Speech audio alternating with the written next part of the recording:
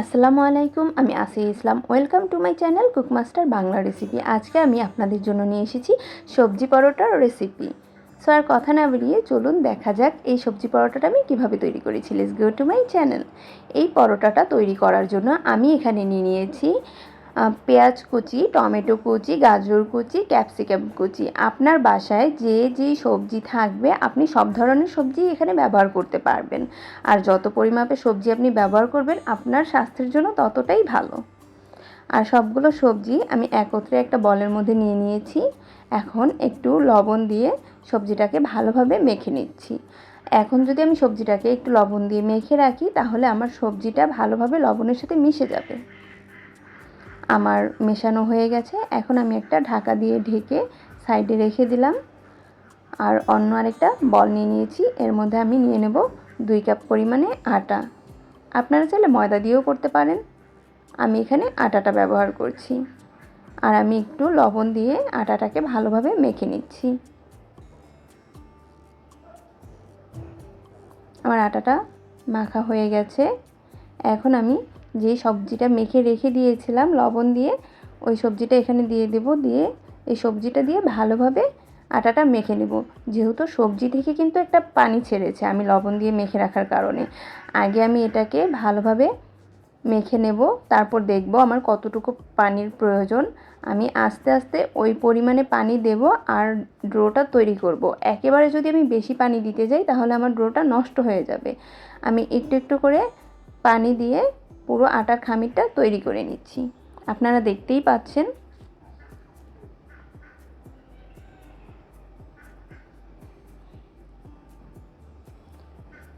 আমার আটার খামিরটা প্রায় তৈরি হয়ে গেছে।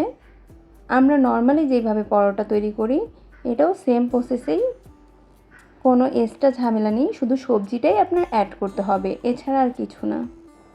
এখন আমি আটার খামির থেকে একটু একটু করে লেচির মতো করে নিয়ে তারপর এই আটাগুলোর মধ্যে ভালোভাবে একটু মেখে নেব। সবজি থেকে পানি ছাড়তে পারে, ওই জন্য আমি একটু বেশি পরিমাণে আটা নেব এখানে। দেখতেই পাচ্ছেন আমি একটু বেশি পরিমাণে আটা ছিটিয়ে নিলাম। আর এখন আমি এটাকে আমরা যেভাবে রেগুলার পরোটা বেলে থাকি ওইভাবেই একটা বেলুনের সাহায্যে বেলে নিচ্ছি।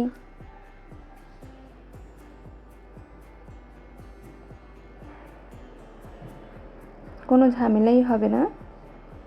দেখতেই পাচ্ছেন সুন্দর মতো আমার কিন্তু বেলা হয়ে গেছে। আর আমি এখানে একটু ধনিয়া পাতা ছিটিয়ে দিচ্ছি আমার সৌন্দর্যের জন্য।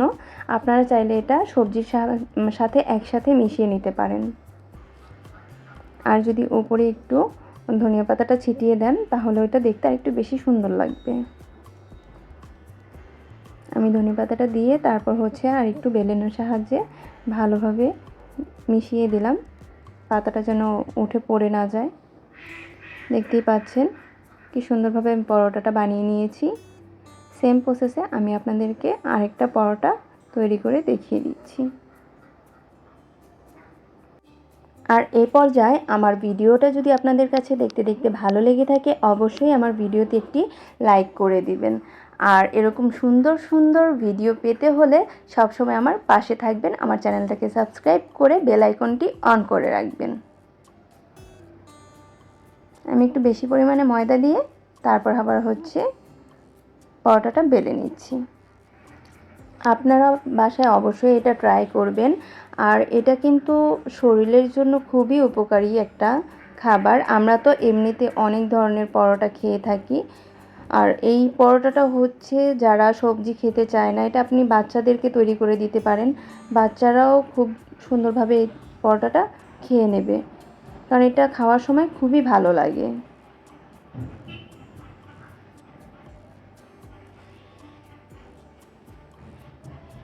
আমার পরোটা বেলা হয়ে গেছে।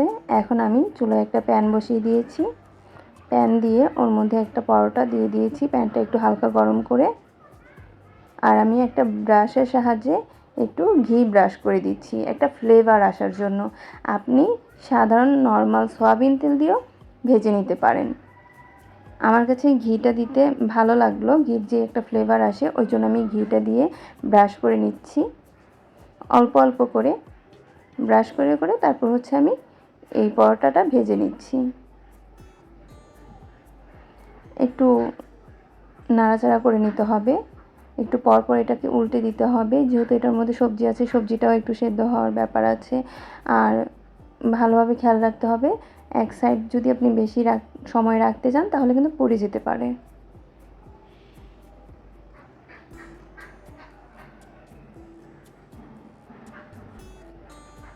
আমি এপাশ ওপাশ করে উল্টে পাল্টে সুন্দর করে পরোটাটা ভেজে নেব। আপনারা রেগুলার পরোটা যেভাবে ভাজেন ওইভাবেই ভেজে নেবেন।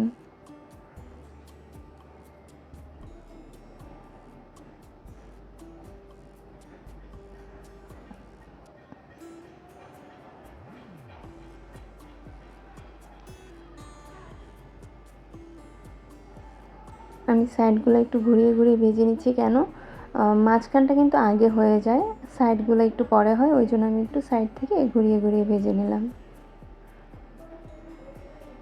আমার পরোটাটা ভাজা হয়ে গেছে,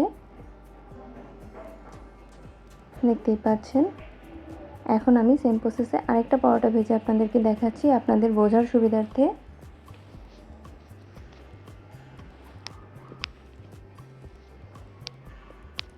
সুন্দর করে ঘি দিয়ে ব্রাশ করে দিয়ে ভেজে নিচ্ছি। আপনারা চাইলে রুটির মতো করে ভেজে তারপর একটু সাদা তেল দিয়ে ভেজে উঠিয়ে নিতে পারেন। আমি যেহেতু ঘি দিয়ে ভাজছি ওই কারণে আমি ব্রাশ দিয়ে হালকা হালকা করে একটু করে ঘি দিচ্ছি, একেবারে বেশি পরিমাণে ঘি দিচ্ছি না আমি।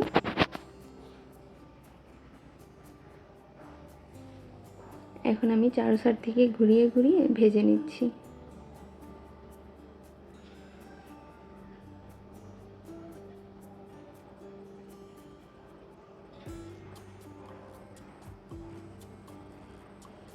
আপনারা কিন্তু অবশ্যই বাসায় এটা ট্রাই করবেন। আমার সবগুলো পরোটা ভাজা হয়ে গেছে।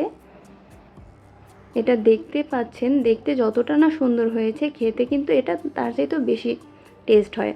আর এটা আপনারা যেই কোনো ভাজি বলেন বা মাংসের তরকারি বলেন, সব কিছু দিয়েই খাওয়া যায়। আর এটা খেতে খুবই ভালো লাগে। আপনারা বাসায় ট্রাই করে আমাকে কমেন্ট বক্সে কমেন্ট করে জানাবেন যে এটা আপনাদের কাছে কেমন লেগেছে। আমি সার্ভ করার জন্য একটু ভাজ করে নিলাম, দেখতেই পাচ্ছেন কতটা সুন্দর দেখাচ্ছে। তা আপনারা সবাই ভালো থাকবেন, আমার জন্য দোয়া করবেন। আল্লাহ হাফেজ, বাই বাই বন্ধুরা।